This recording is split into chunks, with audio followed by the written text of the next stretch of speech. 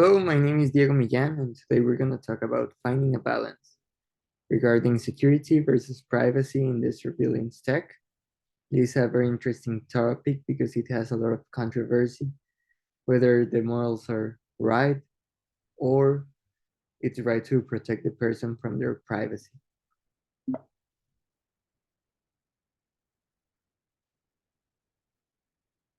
And we're going to talk about navigating spy technology, privacy, security, and you. Why you? Because all the information is regarding yourself and it's personal information that you share without you fully acknowledging it. And all the big companies have access, even that most people are not aware of it. So in this picture, you can see a phone with an edgy background and lock items. There's a lot of circuits and you can see a lot of gadgets too. Well, at the beginning, you can think they're really cool. And they're very useful. They have a downside that all the interactions you make, they keep on the history, on the recording of your phone. So all your information is exposed and you basically are giving who you are, not as a person, but as how your information defines you, either is professional, personal, or any other extenses.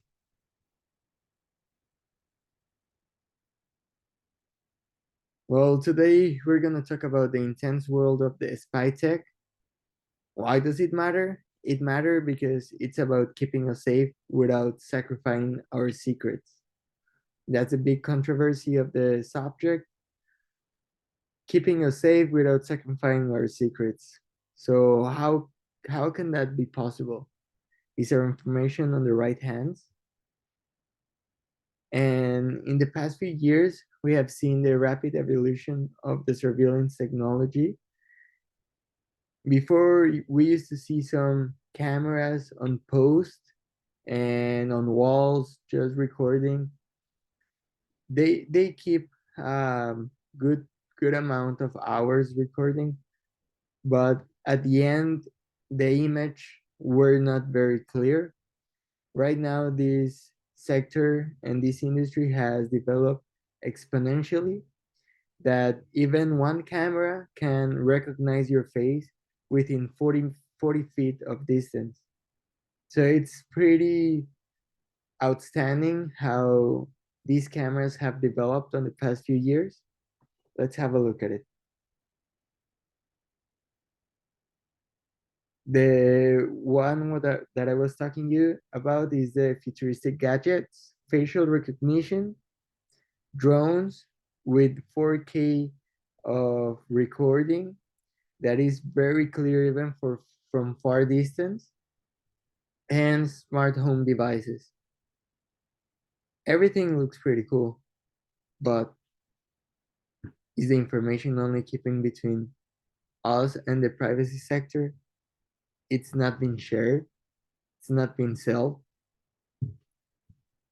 It has had an impact on the cutting edge tech on surveillance because it has developed a lot. Now the world has all these tools and all these automated intelligence working for us that it's good if we know how to use it, but if it falls on the wrong hands, then we're not safe.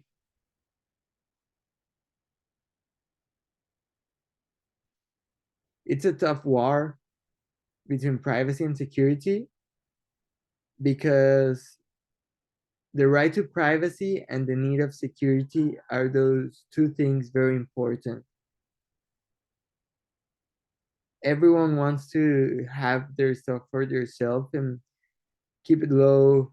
Um, don't share your personal data.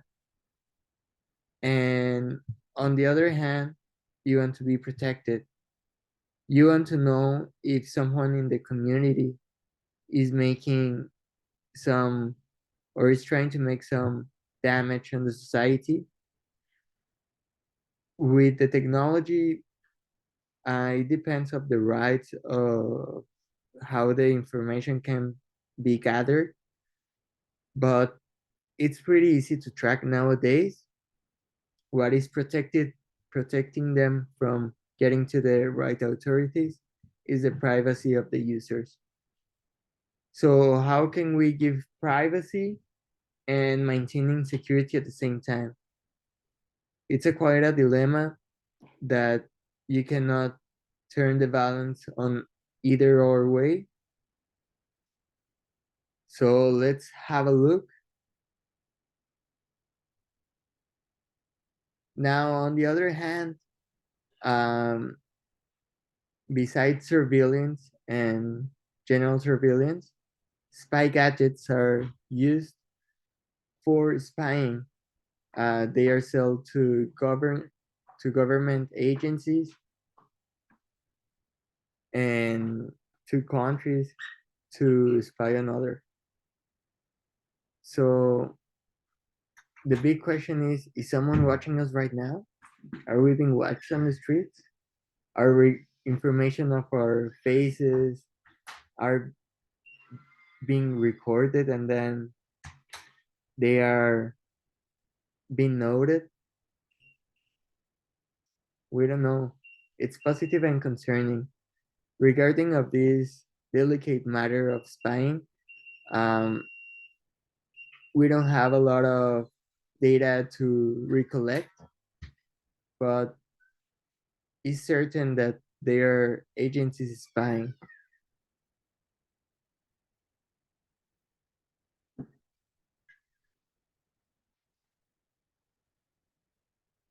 Now, the invasion of privacy is all regarding about personal boundaries getting crossed. What do I mean with that?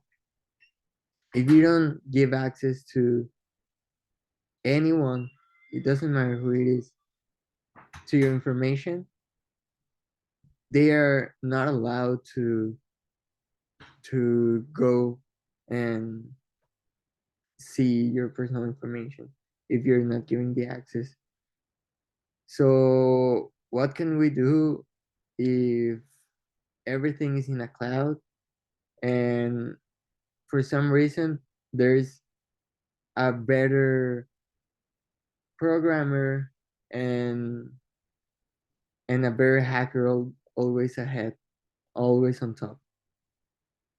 So it's very hard when these hackers can uh, get the encryption codes and reorganize them so they can see your data. It has been some ethical implications of the surveillance regarding on the privacy and keeping it safe for the society. Um, it has been some controversies related to privacy invasion and ethical debates. However, the balance has not um, heading to one way or another. So legal framework is legal documents. The when you subscribe to a new app, you get the acknowledgement and you accept or decline. This involves giving away your data in contrast for getting access of using it. The spy tech can be used for several reasons. Example, government, or it can be as well to be used for companies who are looking at other companies at the competitors and they are trying to learn how they do it, their business plan and business strategy.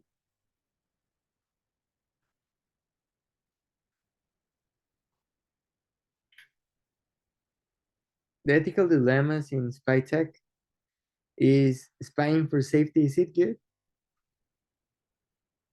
Until what point? And then if a new officer is in charge who is not thinking straight as the last one when it got approved. So it it it gets in danger the whole society because you're giving the command to the person who is not capable of making right decisions. It can be catastrophic for a company, for a country, because it can destroy all the secrets and the steps. The principles in surveillance is bringing up different perspectives, which always been shown. My opinion is don't spy. I don't think it's good. I think you can keep an eye, but outside of the inside picture, if you know what I mean. And that way, everyone has their own way and it keeps their sense because nowadays everyone is just copying from the other person of what's doing the person on your right.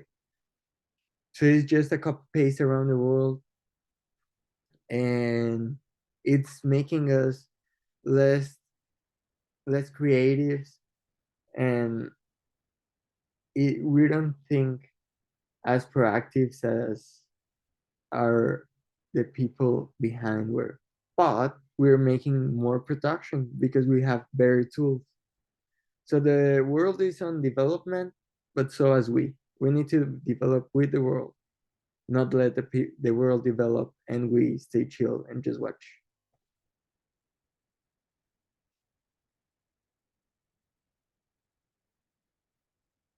It has been some problematic tech applications. Like, for example, with Facebook, they had fine for using data when the users were not acknowledged, and they forgot to put it on their privacy sheet when we first start using the application. It has impacted the world a lot because everyone now is thinking, is it safe for me to have my phone with me? Is is the developers are hearing behind what I'm talking all the time, and they know all my life, and I don't have any privacy. I'm being watched all day because always we have an electronic device around us, even it's a cell phone or a computer. It's scary. So the point to touch and the main goal is to strike a balance. What I mean for that, that of course the agencies need to be keep what's the society sharing, and if there's a potential terrorist attack it. So certain agencies, in my opinion, they should have access to our privacy data, but only specific ones who are handling very high risk. And on the other hand, applications shouldn't collect all of our data just to sell to their competitors because that's not morally right.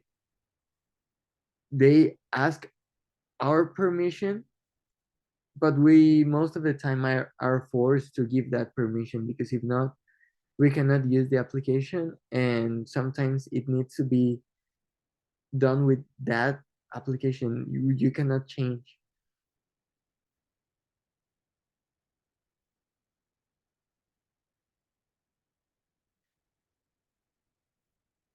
So for the policymakers, they need to create effective policies like the ones I mentioned before, of being reasonable with the users, with their privacy, but at the same time keeping them safe.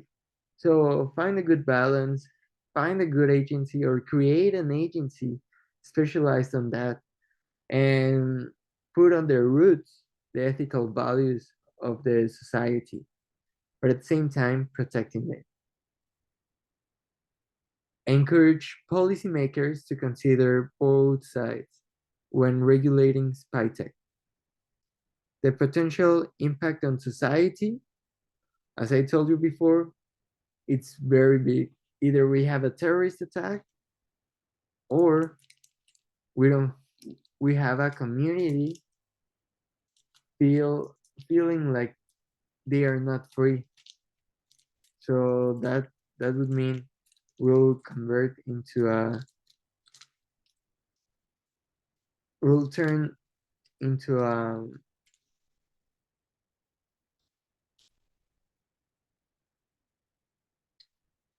not into a free world. So tech literacy and privacy, they are about empowering everyone with knowledge is the key. So always try to educate people around you to read their agreements on their privacy, so they are aware what information they're sharing, just for them to know, and if they're willing to give that permission. And it should be out in the world how spy tech works. It shouldn't be uh, um, low key anymore, because it's a big subject in the world right now, and make informed decisions about their privacy.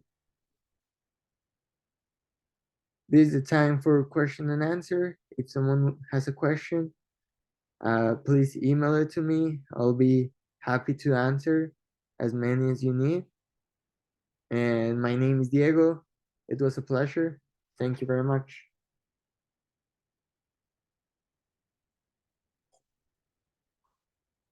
En el primer intento. Bueno, no me fue tan mal. Ya después nada más como que estaba repitiendo, pero me vale verga.